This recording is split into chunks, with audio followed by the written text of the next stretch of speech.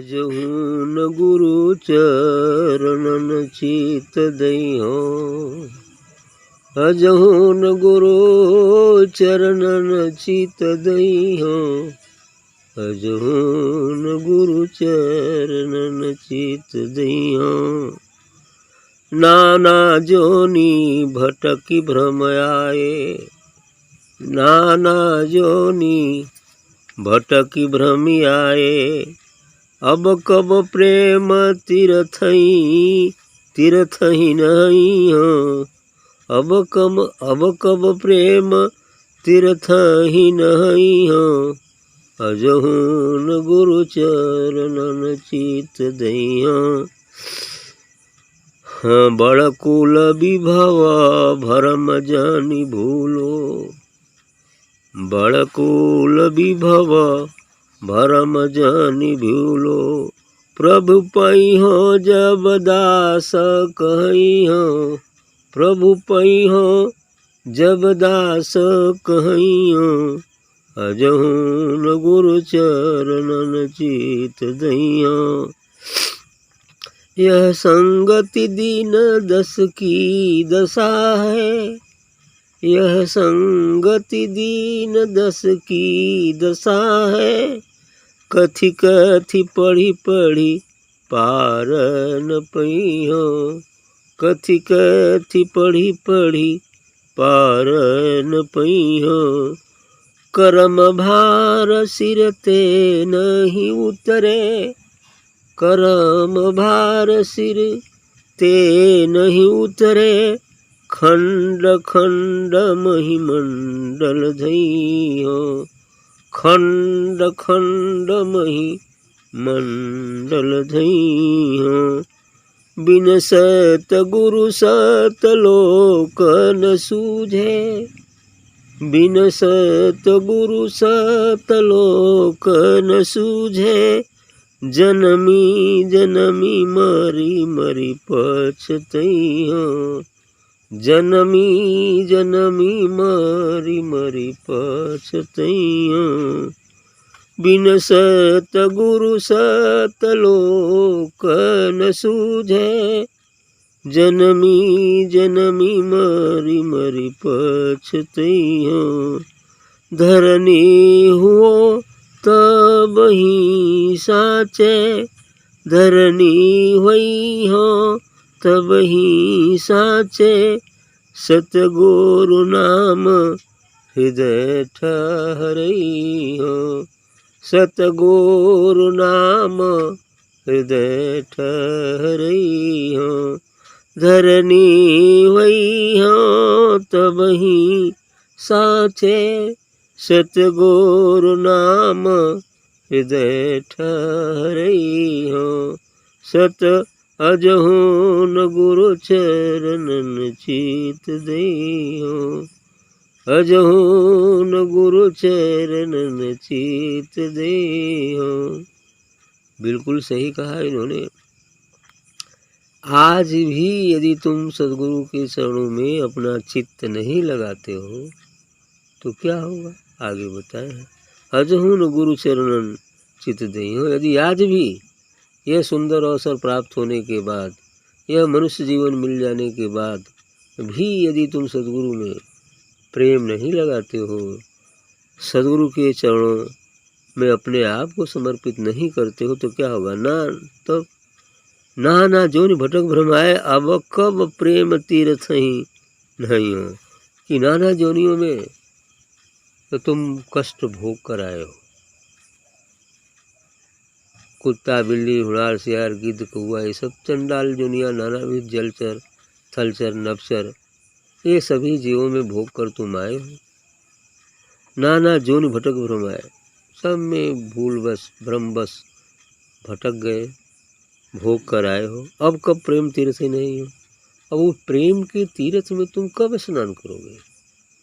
वो प्रेम का तीर्थ है, उस दिव्य प्रकाश का तीर्थ, उस नाम और अनाम रूपी दिव्य प्रकाश दिव्य गंगा के तीर्थ में कब स्नान करोगे।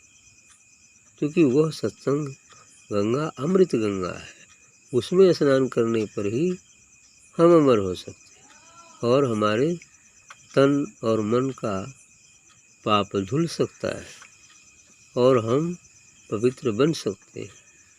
और तभी पवित्रता जब आएगी तभी तो हम अपने निज स्वरूप को देख पाएंगे।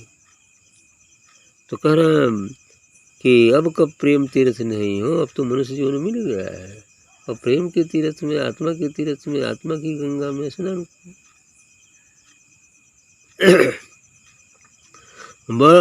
बड़ कुल विभव भरम जन भूलो प्रभु पहियो जब दास कहियो। कब बड़े कुल में वैभव प्राप्त करके कि मेरे पास ये है, मेरे पास इतना वैभव है, गाड़ी मोटर बंगला तार है ना, क्या है, कार हवेली, क्या क्या चीज़ें, विभव प्राप्त कर लिए, वैभव प्राप्त कर लिए। अब इसको देखकर मत बोलो, यह तो एक भ्रम मात्र है। बड़कुल विभव भरम जन भूलो प्रभु पहियो जब दास कहियो। प्रभु को तो तब पाओगे जब दास बन जाओगे, छोटा बन जाओगे। बड़ा बनने वाला कभी नहीं पा सकता है। जब छोटा नानक नन्हे हो ही रहो, जैसे नन्हे दूब, और घास सब जल उठे, दूब खूब की खूब। गर्मी में और किसी घास का पता नहीं चलता है, केवल यदि दिखेगा तो दुब्बा, क्या दिखेगा, दुब्बा, और सभी घासें समाप्त हो जाती है। उसी प्रकार से जो इस संसार में सद्गुरु का दास बनकर रहेगा वही एक दिन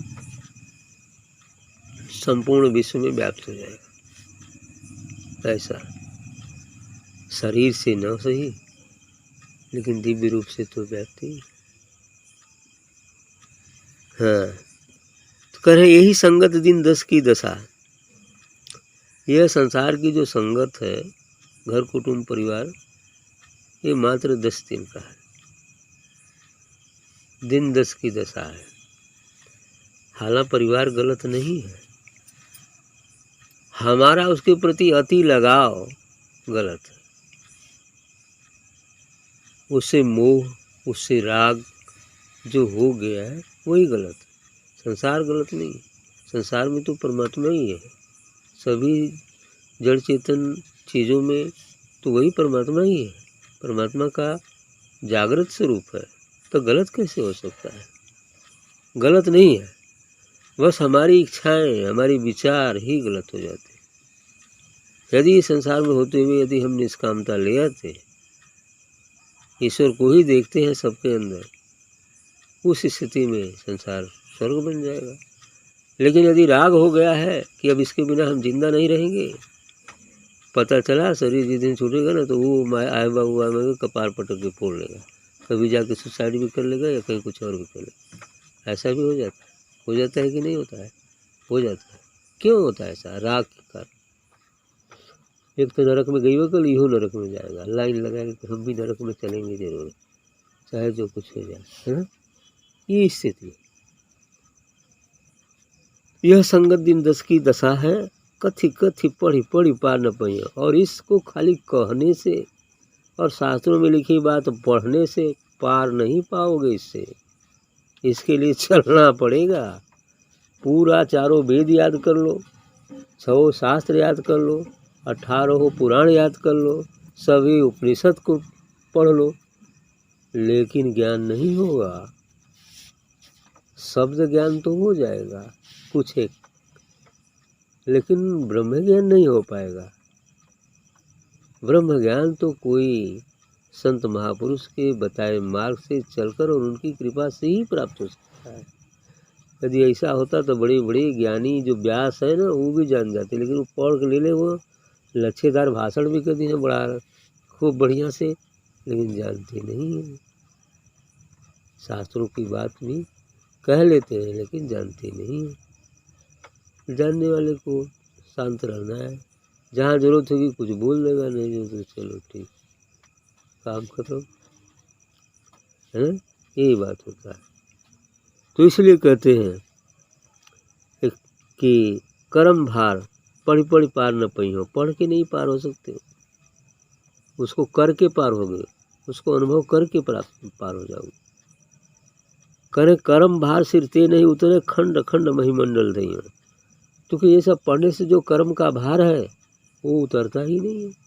वो शस्त्र ही तुम नहीं लगाओ, वो औजार का प्रयोग ही नहीं हो रहा है, तो कर्म का भार उतरेगा कहाँ से? वो तो पढ़ पढ़ के और गठिया रहे हैं और गठरी बढ़ा रहे हैं और गठरी नहीं। यथा आकर सुंदर भार भाई भारत से व्यक्ता न तो चंदने न, कहा सीधे विवेकानंद ने।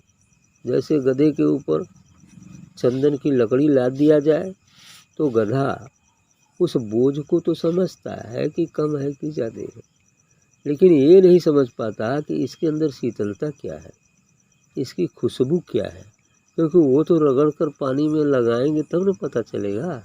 उसको पता नहीं है कैसे रगड़ के पानी में लगाया जाता है ना।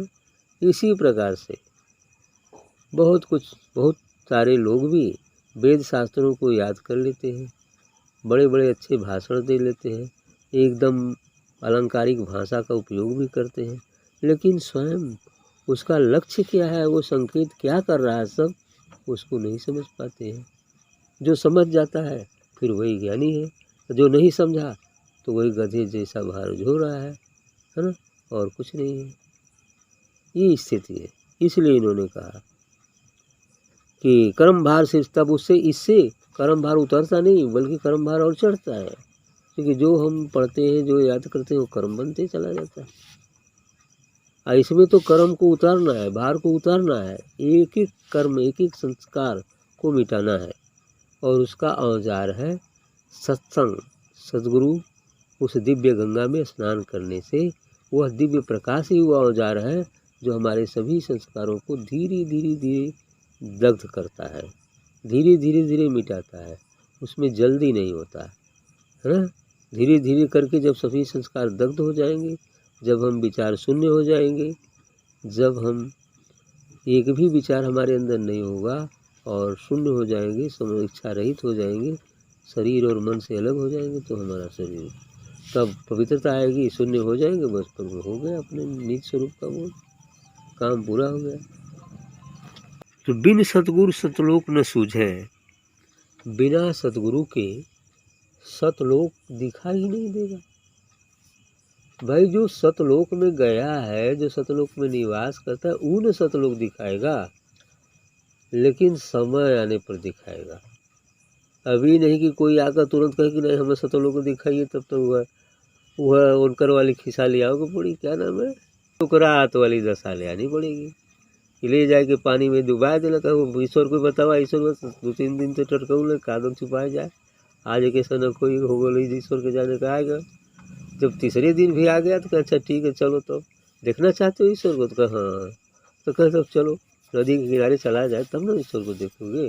अच्छा ठीक, हम नदी के किनारे ले जाए, कुछ गहरे पानी में कमर भर पानी में गए, मूड़ी उसका पकड़ के दबा दिए, पनिया में दबौले रह गए। जब उसका प्राण अब तक करने लगा, छटपटाने लगा, उसका शरीर नीला पड़ने लगा, जान गए कि परेशान है, तो निकाल दिए। तुरंत प्रश्न भी किए, अच्छा ये बताओ इस समय तुम्हें किस चीज़ की सबसे अधिक जरूरत है? अब वो भारी गुस्सा में रहे, अरे चुप रहा, पहले इस समय सांस ले रहा मुआई ले रहता हाँ, तो सांस ले था, तो कहा जिस दिन इतनी तड़प परमात्मा के लिए हो जाएगी, जितना तुम्हें इस समय श्वास की आवश्यकता है, उतनी आवश्यकता जिस दिन परमात्मा के लिए हो जाएगी वो मिल जाएगी। बस समझ गया हो। फिर क्या किया ये पता नहीं तो ये बात है, उतनी तड़प चाहिए तब दर्शन हो सकता है। ये बात है, धीरे धीरे करके होता है। ये समझाने के लिए एक उदाहरण रखा गया है। घबराना नहीं चाहिए कि नहीं उतने तड़प चाहिए, घबराना नहीं चाहिए, लेकिन चाहिए भी अनेक से हटकर एक पर तो आना पड़ेगा, और इसे एक को भी छोड़ देना पड़ेगा, तब फिर पूर्णता प्राप्त। ये चीज़ है, पहले सभी विचारों से हटकर सद्गुरु पर विचार करना, सद्गुरु को स्मरण करना, सद्गुरु को याद करना, फिर बाद में सद्गुरु के दिव्य स्वरूप का अनुभव करना, है ना। और इसके बाद फिर ये सब हटेगा, तो जब निर्विचार हो जाएंगे, उसी से निर्विचार स्थिति आएगी, तब अपना स्वरूप बोध हो जाएगा। तो सद्गुरु को भी जान जाएंगे कि वास्तव में सद्गुरु क्या होता है ना, और ईश्वर क्या होता है, सब जानिए, है ना। तो इसलिए कह रहे हैं कि बिन सतगुरु सतलोक न सूझे, बिना सतगुरु के सतलोक दिखाई नहीं देता है। जन्म जन्म ही मरी मरी पछतई हो। और जिसके कारण इंसान जन्मता है, बार बार जन्मता है, बार बार मरता है और पश्चाताप भी करता है कि जन्म ही जन्म मैं बार बार जन्मता है, मरी मरी मर भी जाता है बार बार और पश्चाताप करता है। ये स्थिति है। तो कहा धरनी हुई है तबही साँचे, सदगुरु नाम हृदय ठहरा। ये धरनी हुई है तबही साँचे। ये धरनी अर्थात ये हमारा शरीर भी एक धरनी है ना। ये हमारा शरीर भी एक धरनी है। ये सत्य तभी होगा जब सदगुरु मिल जाए और उसका नाम, उसका स्वरूप अपने हृदय में जब हम धारण कर लेते हैं तो एक दिन इसी में से वो ब्रह्म प्रकाश फूट निकलता है। सदगुरु नाम हृदय ठहरे, तब ये धरनी का पाना, इस शरीर का पाना सफल हो जाएगा। और जब तक वो घटना नहीं घटती है तब तक तो वही जन्म जन्म मरी मरी जीना है ना। यही जन्मते मरते रहेंगे, जन्मते मरते रहेंगे, यही चलता रहेगा। आज जिस दिन अपने निज स्वरूप का बोध हो जाएगा, उस सदगुरु का बोध हो जाएगा, दिव्य स्वरूप का, वो दिन मुक्त, फिर न जन्मना होगा न मरना होगा।